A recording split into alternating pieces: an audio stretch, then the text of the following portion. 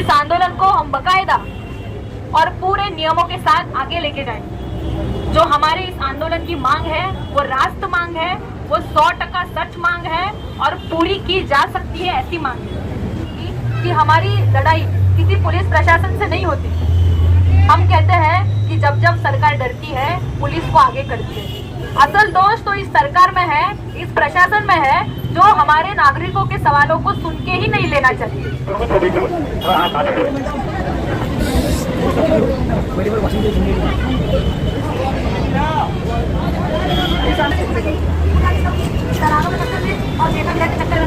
जब सामने वाला आपको आश्वासन दे रहा है कि मैंने फ्री में करके पास पे करके दूंगा, तो दूसरे दलालों के पास मत जाओ। और मैं यही बताने के लिए आपको कोशिश करूँ।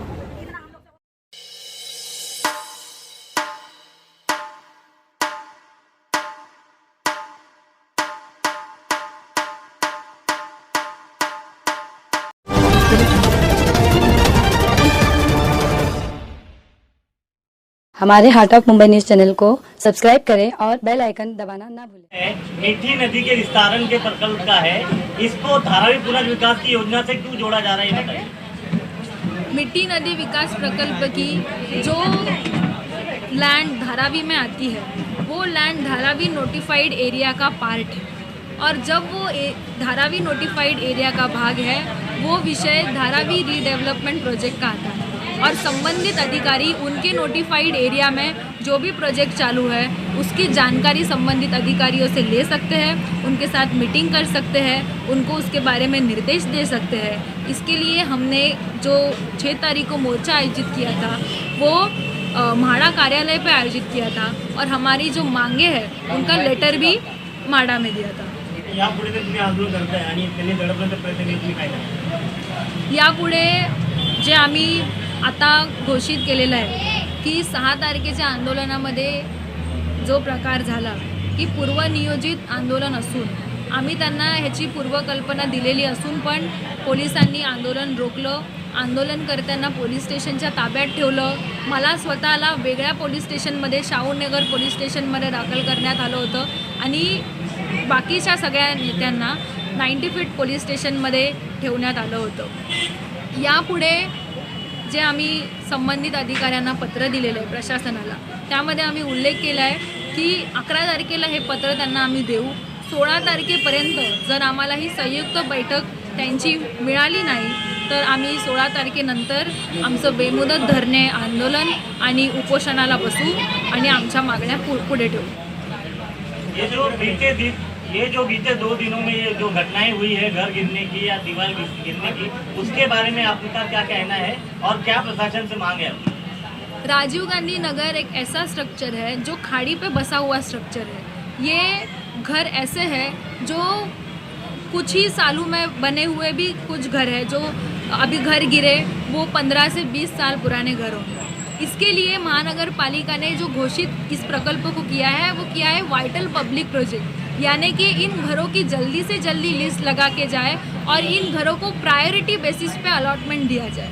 हमारी यही मांग है कि अगर ये वाइटल पब्लिक प्रोजेक्ट है, अगर ये लैंड धारावी नोटिफाइड एरिया का लैंड है, तो इन सभी लोगों को जल्दी से जल्दी पात्र किया जाए, और सिर्फ पात्र ही नहीं 100% घरों को पात्र किया जाए और इनको पुनर्वसन धारावी में ही किया जाए, मतलब इनका इन सीटू रिहैबिलिटेशन किया जाए।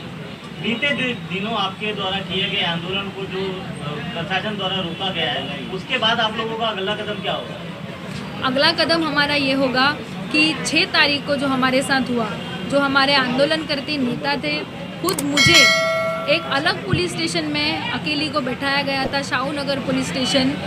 ये पुलिस द्वारा की गई एक एक्शन थी, और बाकी आंदोलनकर्ताओं को 90 फीट पुलिस स्टेशन में बैठाया गया था। हम पुलिस के इस दड़पशाही का निषेध करते हैं।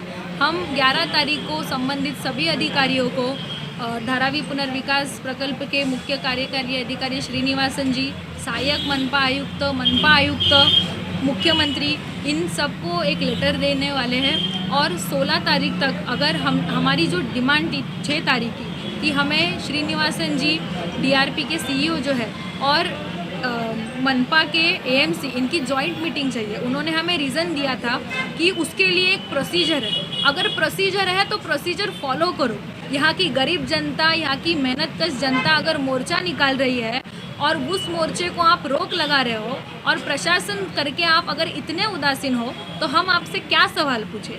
इसके लिए हमारा ये कदम रहेगा कि अगर आपकी जो भी प्रोसीजर है वो प्रोसीजर पूरी करो। डीआरपी के नोटिफाइड एरिया का ये भाग है, इसके लिए आपको महानगर पालिका के जो संबंधित अधिकारी है उसको बुलाने का पूरा अधिकार है, वो बुला के लो। हमारे शिष्टमंडल को जॉइंट मीटिंग करने के लिए, हमारी मांगे सामने रखने के लिए, चर्चा करने के लिए समय दो। अगर ये समय हमें 16 तारीख तक नहीं मिलता तो हम यहाँ पे बेमुदत धरने पे बैठ जाएंगे, हम यहाँ पे उपोषण पे बैठ जाएंगे। मैडम, जैसे कि आप लोग आंदोलन कर रहे हैं, लोगों के हित में काम कर रहे हैं, लेकिन कुछ जगहों पे सोशल मीडिया पे एक टिप्पणी आ रही है कि धारावी विकास और आंदोलन की क्या मैसेज रहेगा आपको? जो मैंने अभी बात कही वो तो सिर्फ 671 घरों की कही, जिसमें से 124 घरों को पात्र किया गया है।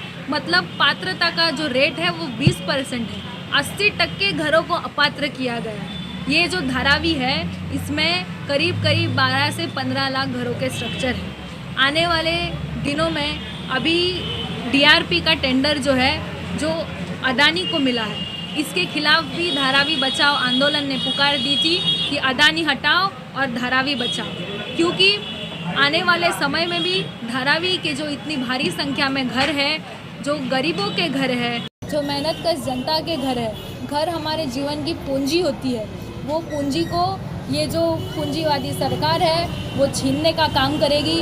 आने वाले समय में धारावी में भी भारी संख्या में लोगों को अपात्र करने का काम किया जाएगा। तब का ये सवाल है। ये सवाल सिर्फ इस 671 घरों का नहीं है। इसके लिए जो हमारी मांग है वो डीआरपी से मांग है, और डीआरपी इन घरों को 100% पात्र की जाए और इनका रिहेबिलिटेशन धारावी में किया जाए, ये हमारी मांग है। अगर आप जानते हो ये मुद्दा वार्ड 183 का आता है।